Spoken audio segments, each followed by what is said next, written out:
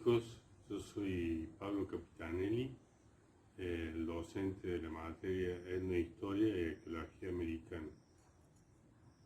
Quería hablarles justamente sobre el nombre de la materia, lo que es la etnohistoria y la arqueología, que fueron un poco las preguntas que ya les envié la clase pasada. Esto tiene una implicancia muy particular, ya que en general en la cultura occidental no hubo un interés particular por investigar todo lo que fue la historia americana antes de la llegada del europeo. Si uno se pone a ver todas las investigaciones arqueológicas, siempre el dinero se invirtió en investigar todas las culturas que fueron como las culturas madres de lo que después es la cultura hegemónica actualmente, que es la cultura occidental, o sea, investigar desde Egipto, Mesopotamia, Grecia, Roma, pero América nunca hubo un interés en particular, siempre fueron investigaciones aisladas y por eso siempre fueron investigaciones con muy poco presupuesto. Esto significó que no se llegara muy profundo en lo que se investigaba. Entonces hay como retazos de la historia americana antes de la llegada de los europeos.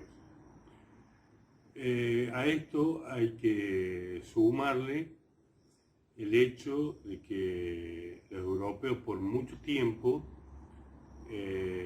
no querían reconocer el mérito de las culturas preexistentes en América, de haber hecho las cosas que iban encontrando los europeos y que se sorprendían que realmente estuvieran en América. Así es como, por ejemplo, cuando encontraban algunas ruinas de ciudades mayas, las ciudades clásicas mayas que la volvieron a reencontrar en el siglo XIX, hay un mascarón del dios del agua de los mayas clásicos, que es el dios Chac. Esto es para dar un ejemplo, por ejemplo, que tiene como una trompa, y los europeos a partir de ahí hicieron toda una teoría que eran como representaciones de elefante, porque en alguna época remota desde el África llegaron a América y por eso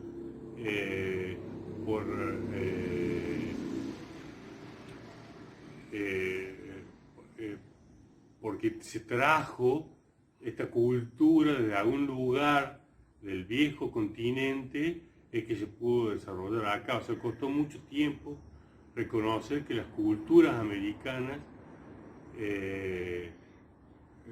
dieron origen a todas sus producciones materiales y con la grandeza que estas tienen.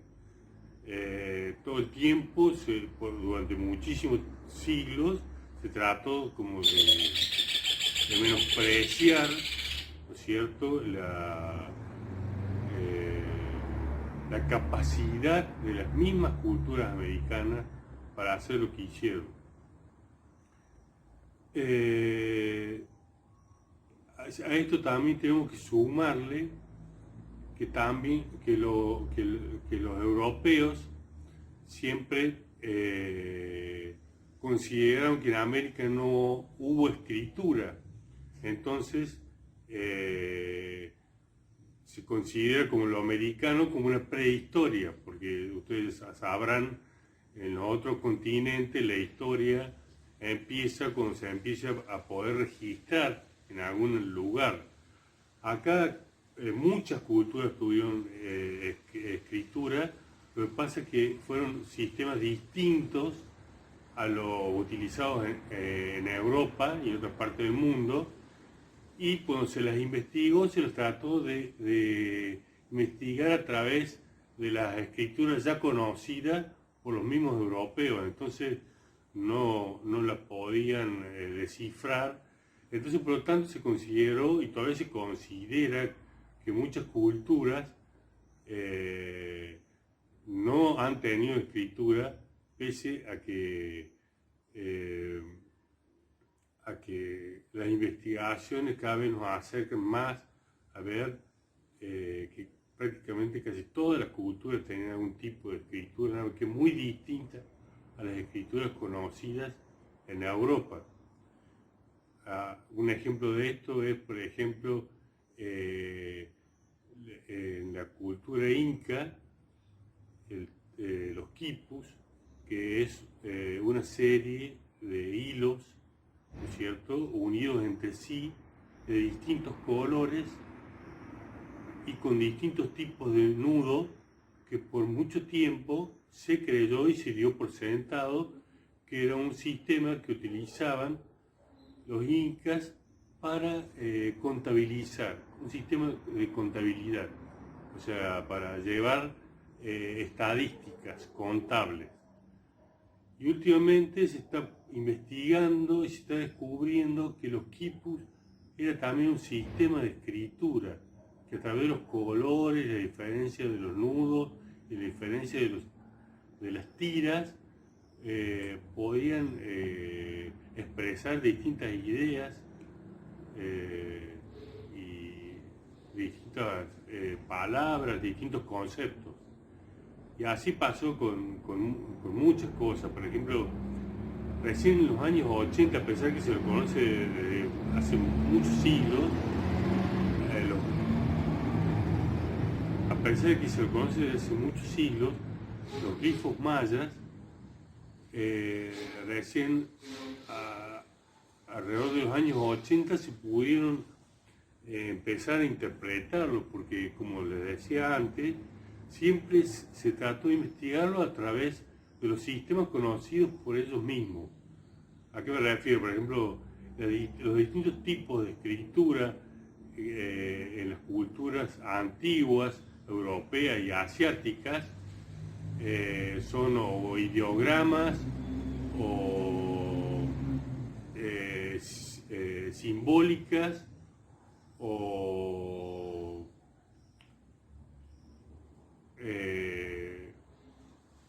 fonéticas, y entonces, pero separadas, algunas son simbólicas, otras son fonéticas, otras son ideogramas, ¿no es cierto? Entonces, y trataron de ingresar por alguno de esos caminos para tratar de descifrar los glifos mayas, y no pudieron, y así tuvieron durante siglos, y hasta que se dieron cuenta que en realidad los glifos eran una combinación de esos tres sistemas y más todavía. Entonces tenían una complejidad que por eso es que hasta ese momento no lo habían podido descifrar. Otro tema a tener en cuenta es que una gran cantidad de material que hubiera sido muy importante para poder entender mejor y tener más armado este mapa del conocimiento de la historia precolombina americana, eran todos los elementos que ellos tenían para registrar su historia, sus acontecimientos, sus saberes, sus conocimientos. Pero la conquista española también consistió en arrasar con todo eso, o sea, tratar de que no quede absolutamente nada de eso. O sea, el mundo siempre ha sido una historia de conquistas, de pueblos conquistados por pueblos más fuertes, y así a lo largo de la historia. Inclusive la conquista de América no podría haber ocurrido si un montón de pueblos que en ese momento, en la llegada de los españoles, están sometidos por los aztecas, ¿no es cierto?, y no eran muy bien tratados por ellos, ni mucho menos. Por lo tanto, se aliaron a los españoles para destruir a los aztecas, que era el pueblo que a ellos los conquistaba y que no los hacían pasar para nada bien. O sea, pues también hay que tratar para que esto tenga fuerza y sea real, tenemos que tratar de reconstruir la historia tal cual fue, con lo bueno y con lo malo, porque por ahí también se tiene esa visión romántica de la historia americana precolombina, y eso también es hacerle daño a la realidad de los pueblos, porque los pueblos eran con todo lo que ellos mismos eran, o sea, con sus cosas positivas y con sus cosas negativas. Por eso hacían la esencia verdadera de cada pueblo. Los aztecas desde el comienzo fue un pueblo guerrero, sumamente guerrero. Por eso es que sobrevivieron, porque en un principio a ellos los buscaron por los buenos guerreros que eran. Al principio fueron mercenarios de estos pueblos mucho más poderosos. Y bueno, y a pesar de que ellos lograron después generar el imperio que generaron, siguieron teniendo esa alma guerrera y sanguinaria, pero sanguinaria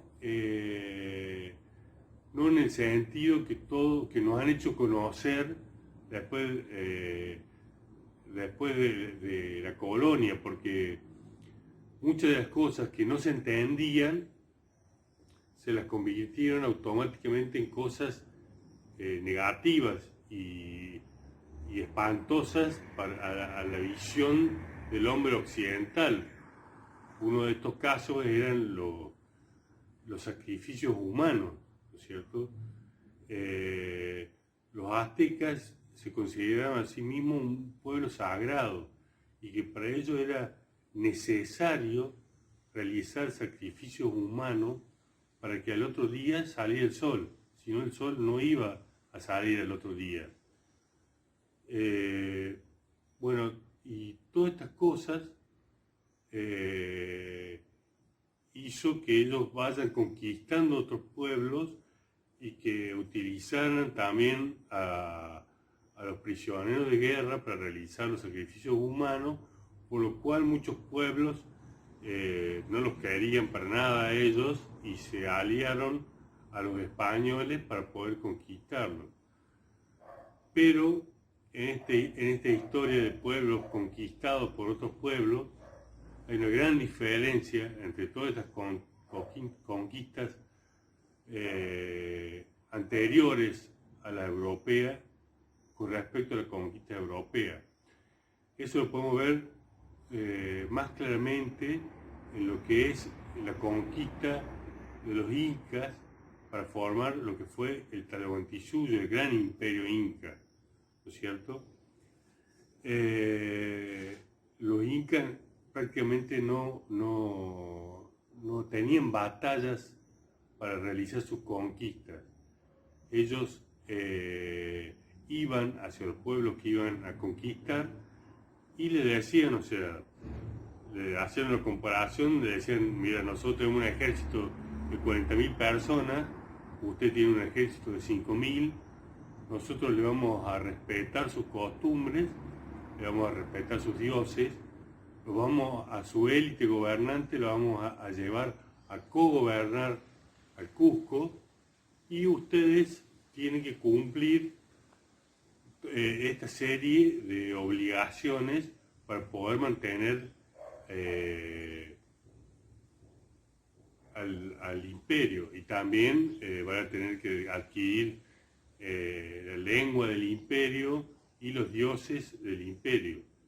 Entonces era como que se incorporaba al pueblo con toda su cultura precedente. Entonces las culturas de los pueblos conquistadores era una sumatoria de conocimientos preexistentes. Eso es una diferencia gigante con lo que fue la conquista española, que uno de sus objetivos fue hacer tabla rasa con todo lo preexistente. Hubo algunos antecedentes de personas que creyeron que había que rescatar algo de las culturas preexistentes para realmente poder evangelizar a los pueblos e incorporarlos pacíficamente a la conquista española.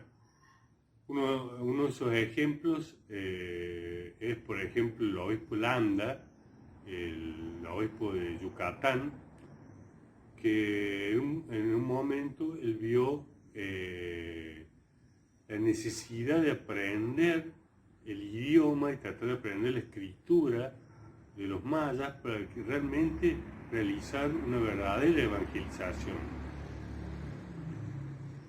Pero todo siempre desde una sola forma y de la forma que ellos querían imponer, nunca realmente escuchando al otro y la forma que tenía el otro, a tal punto que durante mucho tiempo el obispo Landa, junto con el pueblo maya que él estaba evangelizando, trató de entender su idioma y su escritura, pero él veía que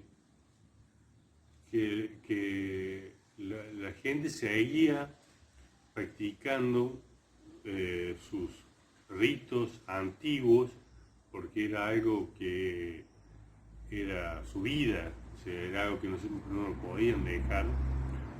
Entonces no lo pudo soportar, y no solamente que dejó de hacer lo que estaba haciendo, sino que agarró todos los códices mayas, o sea, todo el compendio, todo el conocimiento maya de la ciencia, de la astronomía, de la matemática, de sus costumbres, de su religión, y los quemó. Sobrevivieron únicamente 3 códices mayas a esta destrucción. Y así fue sistemático. Por eso la historia precolombina en realidad es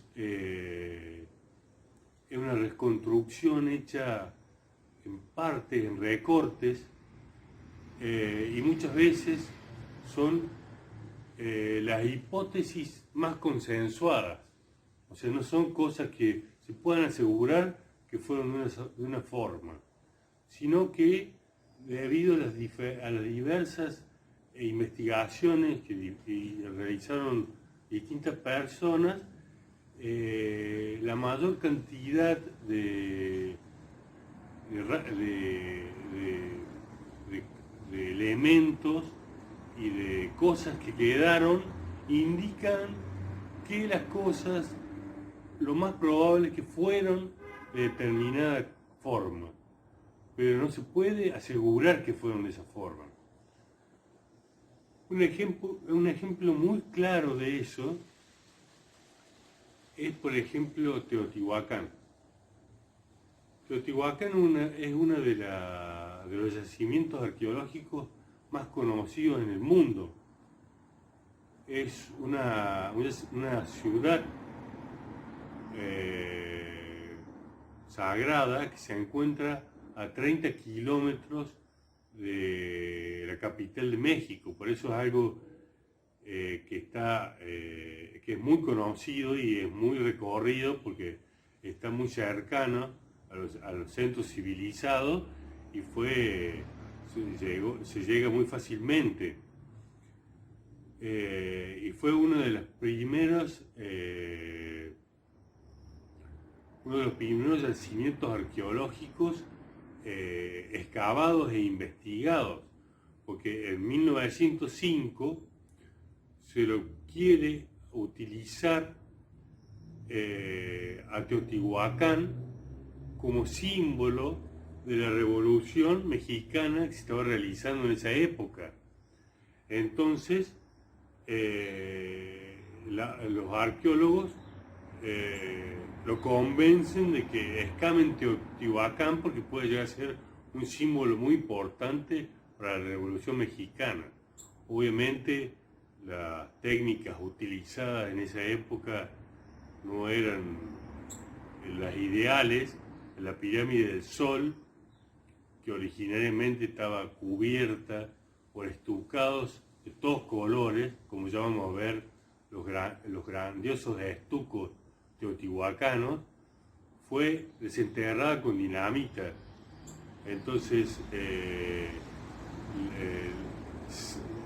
nosotros tenemos la imagen de la pirámide del Sol como una pirámide con una piel de piedra, pero que en realidad nunca fue así, nada más que los métodos empleados fueron tremendos, pero porque además eran los métodos que se empleaban en esa época. Y así fue como se empezó a desenterrar e investigar esta ciudad tan importante para toda la historia mexicana. Pero resulta que en realidad no se conoce ni quiénes fueron los que construyeron Teotihuacán, ni cómo se llamaba el pueblo que construyó Teotihuacán. Teotihuacán fue construida aproximadamente entre el año 200 a.C. y 700 después de Cristo. Después, alrededor del 700, Teotihuacán fue quemada por los que la habían construido y fue abandonada. La abandonaron completamente. Después fue ocupada por distintas culturas, entre ellos los chichimecas que construyeron arriba algunas construcciones que habían realizado la cultura primigenia de este lugar. Muchas veces quedó abandonada, y una de esas veces fue antes de que los aztecas la redescubriesen, ¿no es cierto?, alrededor del 1400, 1300, finales del 1300, y le impresionó tanto esa ciudad a tal punto de que ubicaron en la pirámide del Sol el mito de la creación del quinto sol, porque los aztecas tenían como dividida su historia en ciclos determinados por distintos soles. El último ciclo, el ciclo del quinto sol, ellos lo ubican a la creación en la pirámide del Sol de la ciudad de Teotihuacán. Pero a ellos les impresiona tanto estas construcciones y esta ciudad que les parece que fue construida por los dioses. Entonces los aztecas, en su lengua, el náhuatl, le ponen Teotihuacán, que significa ciudad de los dioses. Y por ende se lo llamó a la cultura que construyó a la ciudad la cultura teotihuacana, pero no se sabe realmente quiénes fueron ni a dónde fueron, por qué quemaron y abandonaron la ciudad. Y así en general es toda la cultura, toda la historia de las culturas precolombinas americanas.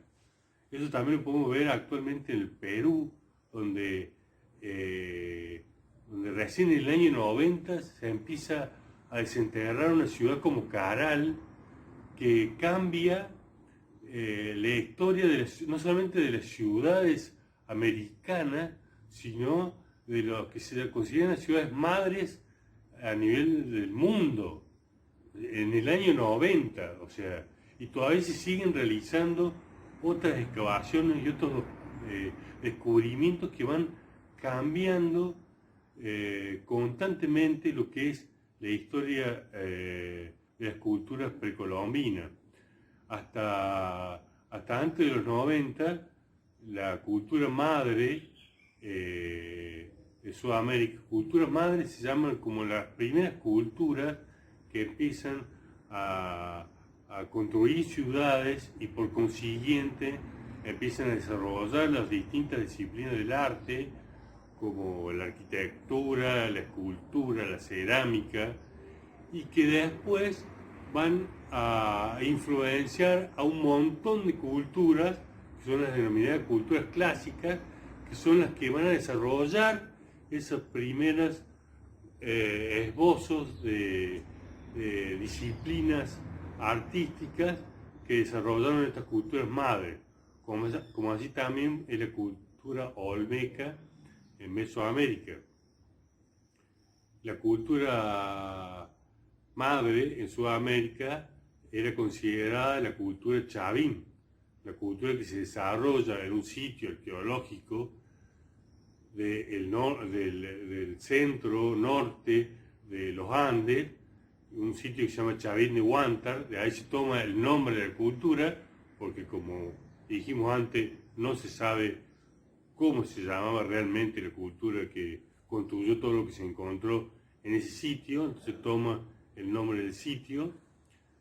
Y una cultura que se desarrolló aproximadamente entre el 2000 y el 1000 antes de Cristo.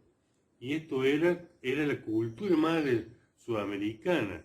Y como les decía recién, en el año 95 se empieza a excavar en la ciudad de Caral, en la costa sur de Perú, y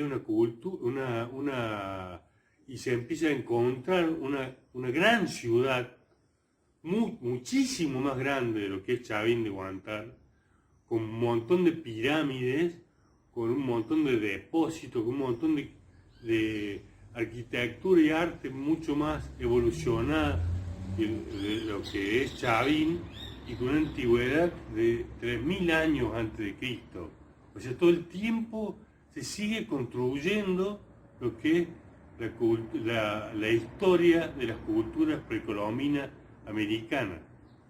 Por eso es este tema de la etnohistoria y arqueología americana, porque justamente no habiendo demasiados elementos para poder construir la cultura precolombina americana, y muchos de esos elementos que existían fueron destruidos sistemáticamente por las culturas conquistadoras.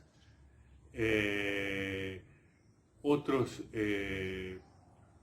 elementos se perdieron por sí mismos y no se pudo, como les decía anteriormente, no se pudo descifrar los códigos de las distintas escrituras para poder entender muchas de las cosas que quedaron registradas en las mismas elementos que se fueron descubriendo. Entonces, la historia precolombina americana es una sumatoria de hipótesis realizada por distintos investigadores y con lo cual han acordado en las hipótesis más firmes o las que suman más datos que las respaldan. Por eso es que se suma lo que es la etnografía, que es el conocimiento que aún hoy siguen manteniendo los pueblos existentes, porque la mayoría de estos pueblos que nosotros estudiamos en la historia de hace miles de años son pueblos que todavía existen en la actualidad. Y entonces un montón de costumbres y un montón de mitos y de ritos lo vienen repitiendo de hace miles de años. Entonces, a través de esos mitos y esos ritos y del estudio de las costumbres y de todo el arte que en la actualidad siguen reproduciendo estos pueblos nos ayuda a reconstruir lo que hacía este mismo pueblo en toda su historia y a través de miles y miles de años. O sea, eso es un camino, la etnohistoria, a través del estudio de lo que se hace en la actualidad de los mismos pueblos que vamos a estudiar, que hicieron cosas y construyeron su historia hace miles de años, pero que se siguió repitiendo una y otra vez a través de sus canciones, a través de sus mitos, hasta la actualidad. Entonces ese es un camino para reconstruir la historia americana.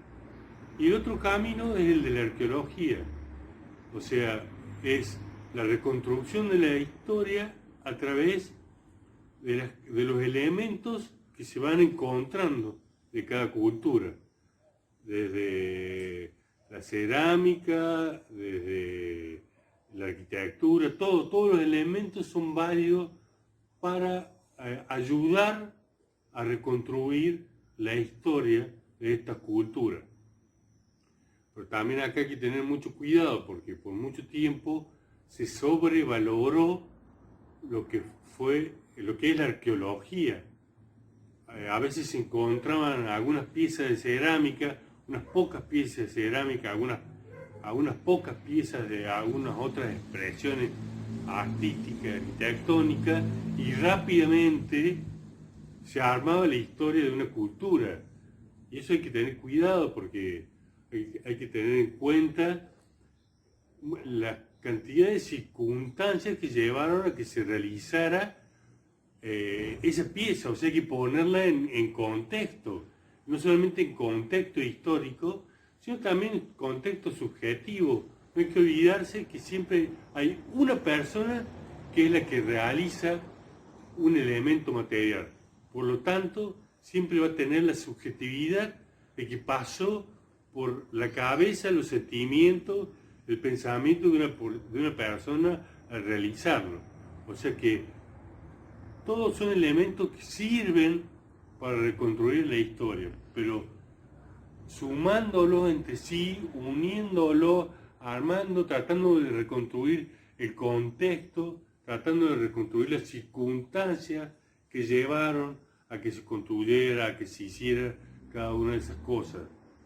Bueno, esto es un poco para explicar el por qué es necesario la complementariedad en el estudio de la etnohistoria y la arqueología para tratar de reconstruir la historia precolombina americana. Bueno, de a poco vamos a ir estudiando las distintas culturas en las distintas localizaciones a lo largo de toda América a través de estas herramientas y de todas las herramientas que sean válidas para esta reconstrucción, porque como le dije antes es un proceso que hasta el día de hoy sigue en marcha, es algo que no se ha terminado de hacer. Entonces, eso tiene que motivarnos un poco más para ser parte de un pequeño granito de arena que podemos aportar en la reconstrucción de esta historia precolombina americana. Bueno, nos seguimos viendo. Hasta luego.